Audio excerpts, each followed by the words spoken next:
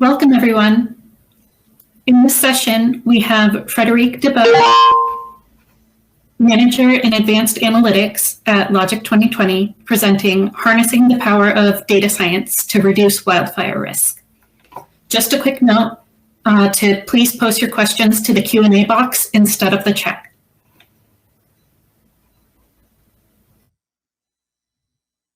All right, I'll go ahead and get started. So hi, my name is Frederike Dubeau, and in today's presentation, I'll be talking about harnessing the power of data science to reduce wildfire risk. As far as the agenda goes, I'll speak a bit more about me and how I got into data science. I think with any of these conferences, it's cool to hear people's stories on how they got into data science. I'll get into the background surrounding the industry and give context to the data that I was working with. And then get into the project itself related to vegetation management. And I'll talk about the data preparation, modeling, and share findings and where we've moved the analysis to today. And then I'll leave a few minutes at the end for some Q&A. So a little bit about me. I've been in the industry for almost 8 years. I got my undergraduate degree from Cleveland State University with a focus in supply chain management. I didn't necessarily set out to get into data and analytics, but while working in my first role, I sort of fell into it and I really fell in love with it and enjoyed it. And it was still pretty new for the company that I was working for at the time. So I was looking to learn more. And so while working, went back to school and got my master's in predictive analytics from Northwestern. I spent the first 7 years of my career at a heavy-duty truck manufacturer, starting out in their aftermarket parts division and finding ways to optimize inventory planning, utilizing data analytics. And then the last half of the time I was there, I was part of the team that established their Data Science Center of Excellence and really evangelized using data science to solve business problems across the multiple divisions of the company.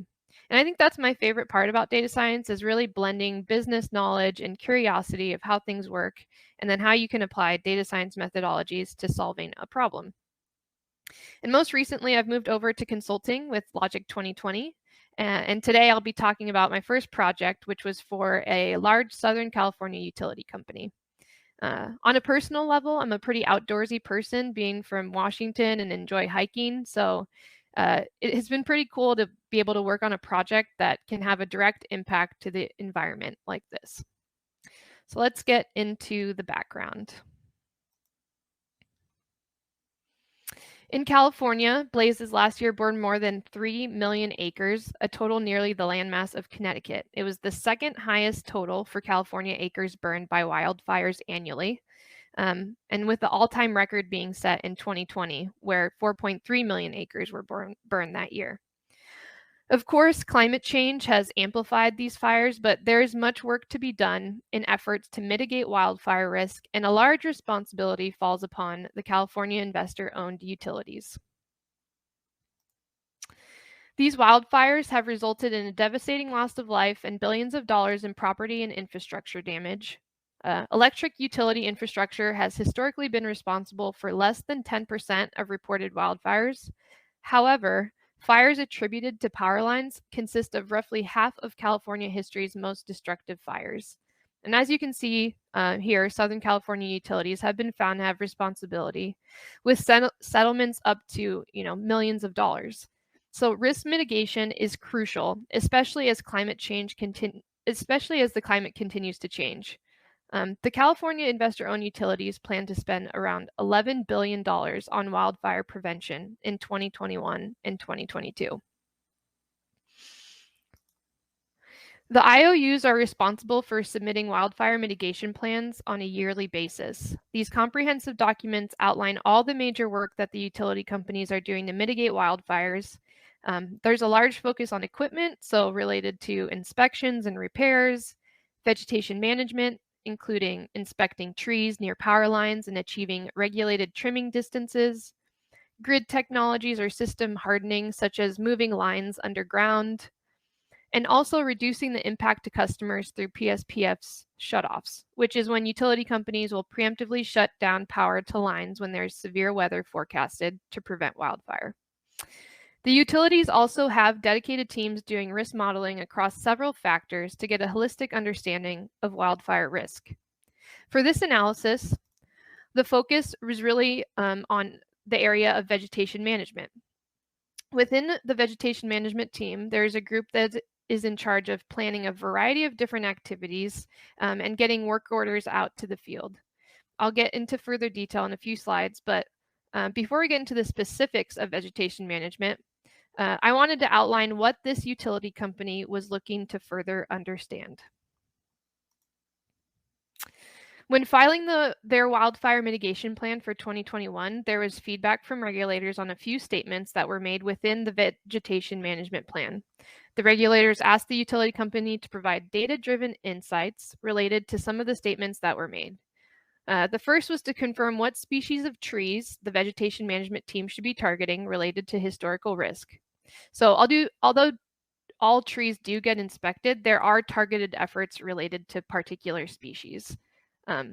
And the second was for that a portion of trees this utility company had started trimming at longer distances away from the poles.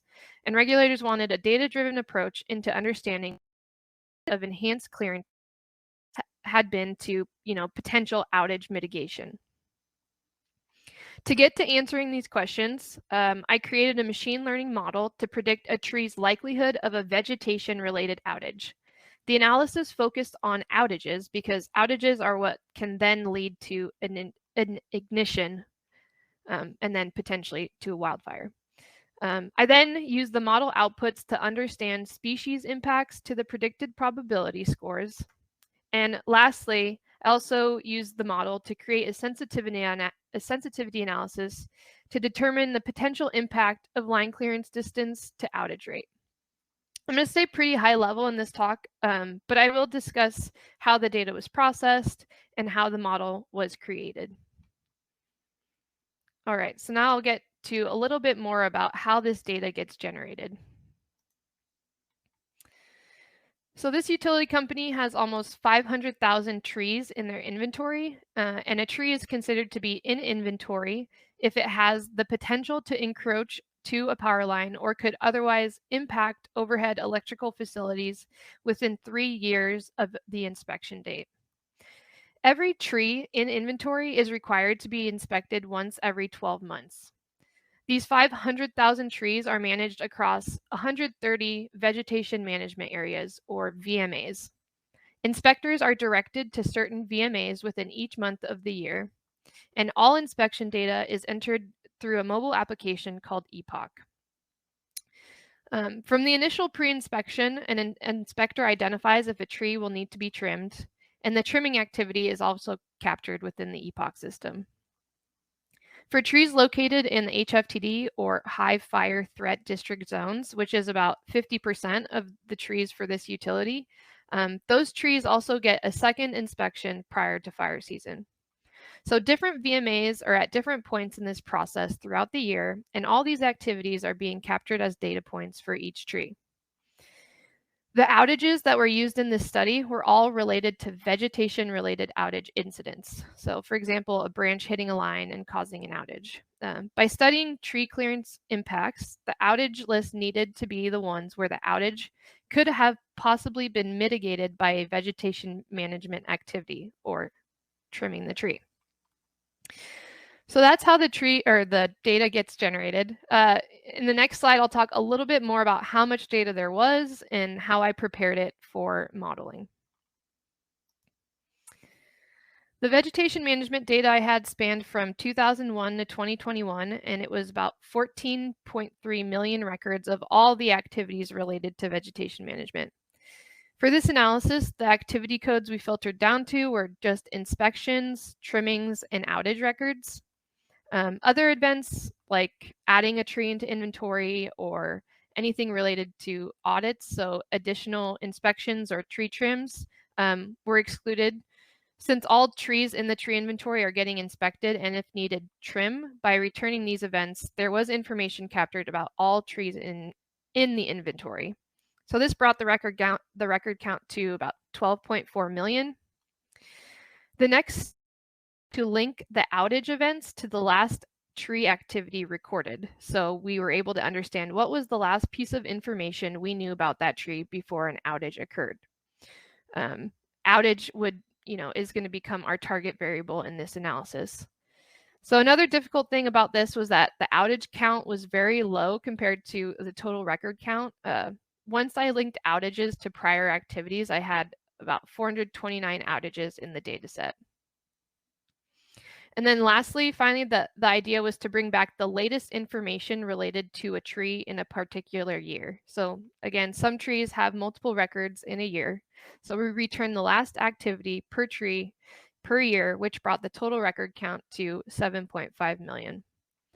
And then finally, working with some business stakeholders, the years 2001 to 2005 were excluded due to just lack of confidence in the data quality. So that brought our total data set down to 5.5 million. So I know that was a lot. So here's just kind of a simple example of one tree. So in this example, tree ID 123 in 2019 was inspected in February, and then it was trimmed at the end of March. And then in this example, this tree had an outage that occurred in September of 2019. So in the data processing steps, we would tie the outage to the activity that happened prior to that. So we'd tie it to the trimming activity in March. And then in the data processing, again, only bringing back the latest activity per that tree for that year. Okay. Again, these are not all the features that were used in the model, so let's get to talking about some of the other variables that we were also working with.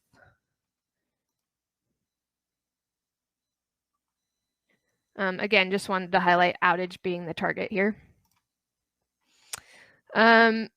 Okay, so on the left are the features that we had for each tree. That was the last activity, whether that was an inspection or a trim. The species, there are about 93 different species of trees in the data set. Growth rate, slow, medium, fast, very fast. Number of units, trunks, or stems. The tier being if it's an HFTD tree or not. So tier 2 and tier 3 are HFTD tree location designations. VMA, like I said, VMA, we had 130 different VMAs, but for this, we ended up creating about 6 high-level regions. The chargeback description, which identifies what sort of power line is nearest to the tree. Condition codes, which are identified by the inspectors during inspection or trim. The line clearance distance, which was a huge factor. The tree height, time the tree has been in inventory, and then finally the DBH, which is the diameter around the diameter at breast height, so the circumference of the tree. And then for training and test data splits, we use the time feature. So 2006 to 2018 data was used for training, and then 2019 and 2020 data was used for the test set. Again, because the class imbalance was so high, I had about 5.5 million records, and 429 of them were trees that had tree activities that had experienced a vegetation-related outage. I utilized a package in R called Rose. It was developed to deal with binary classification problems in the presence of imbalanced classes. So this package synthetically balances samples. They're generated according to random oversampling examples. And so using the package, we established how many total records for the training data set, as well as what percentage of it should be activities with outages. It's important to note that sampling was only done for the training data set and not the test set. And so once we had the sampled data set, I ran a logistic regression model, again, the target being, did that tree activity experience an outage or not? Okay, let's get into some of the results. So the logistic regression model gave a probability score to each tree, 0 to 1. And so I looked at the distribution of probability scores and reviewed to identify at what level a tree should be labeled as, predicted outage versus predicted no outage. So like a risky tree or a non-risky tree. Once that threshold was identified, we used a confusion matrix to understand the performance. So for the test data set, the model returns about 22% of the tree activities that happened in 2019 and 2020. as predicted outages or risky trees, and captures 82% of the tree activities that did experience an outage, so 32 of the 39. I want to mention that this model is definitely not perfect, but it was useful in understanding the impacts of the variables related to outage risk. And by using a logistic regression, it was also easier to deal with explainability.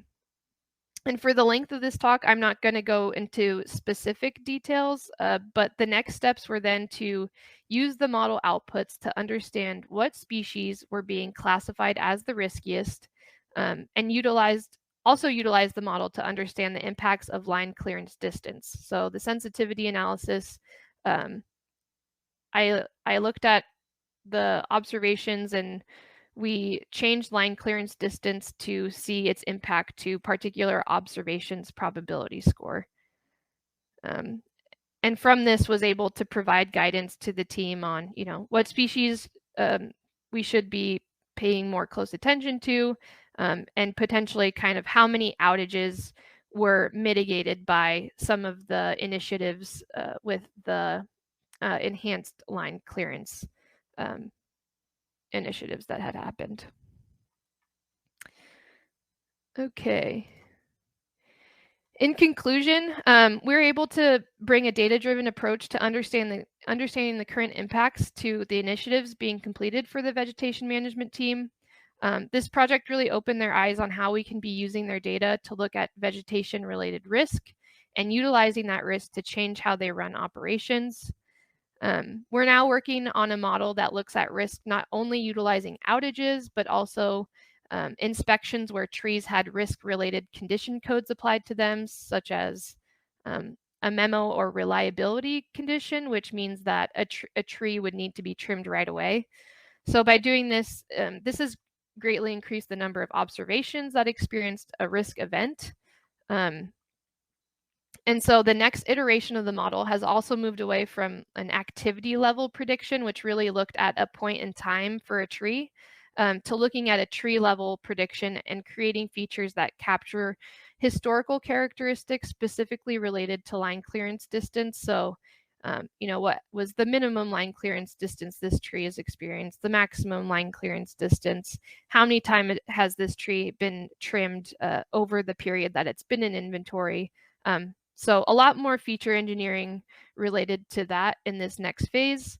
And we are now looking to utilize the risk score to prioritize scheduling of inspections across higher level VMAs related to an aggregated risk. So the idea would be to prioritize riskier VMAs that have kind of a higher density of risky trees closer to fire season, so that inspections and trims are happening, are being most recently done.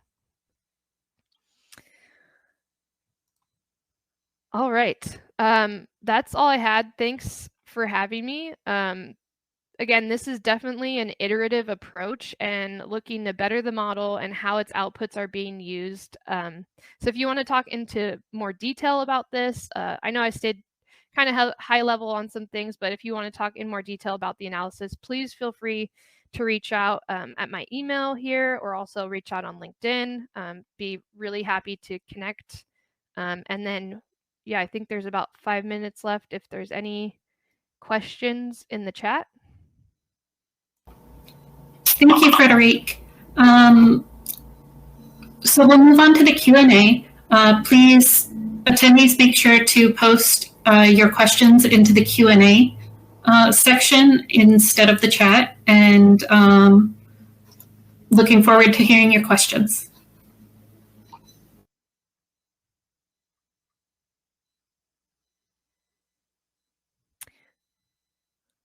Yeah, I see one. Could you talk more about the features of the tree that would predict an outage? Did you find expected things like fast growth rate and more likely to cause outages? Yes. So line clearance distance was definitely a huge factor. I'd also say species. There are certain species that grow really fast, just like eucalyptus trees. And then also condition code was another factor. So it was kind of just another descriptor of the inspectors going out there and especially if a tree kind of needs to be trimmed right away. That was a kind of another indicator that it's growing fast. So yes.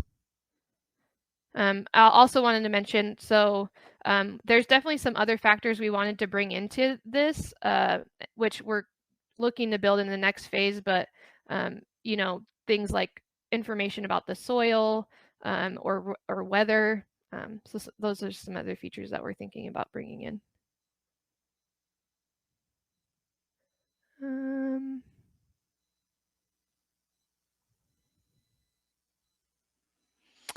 Yeah, what were there any data outliers and how did you handle it? I think I'm just going to talk about kind of data quality in general. So the epoch system, right? It's a person entering that data out in the field. So when I was first looking at the data, I mean, there was like on some trees, there were, you know, multiple inspections happening in a day.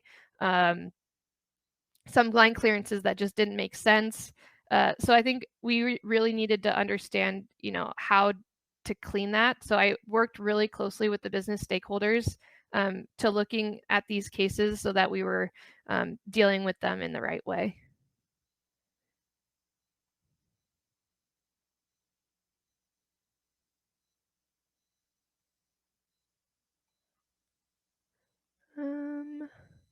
Can you speak to the organizational methodology and support for this study within Logic 2020? Yeah, so I worked with the vegetation management team at the utility company that I was working with, and on their end, there was about a team of 3 people that I worked closely with, and then on the Logic side, we had a team of 3. There was, I was doing a lot of the data science work. There was a product, we had kind of like a management resource, and then somebody that was kind of a business analyst doing documentation, as well as this study ended up being in a white paper and is in the wildfire mitigation plan for 2021. So that person was also kind of writing that as we were going through the study. But it was very collaborative. I mean, we were not technically using like a agile project management, but we were kind of working on a weekly cadence, providing updates.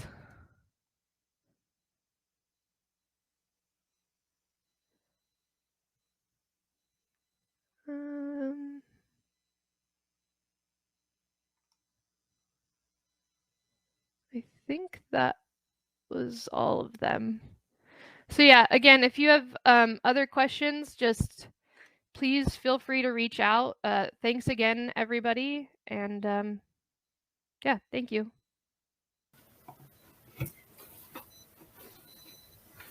Thanks so much, Frederike, and thanks for everyone for joining us.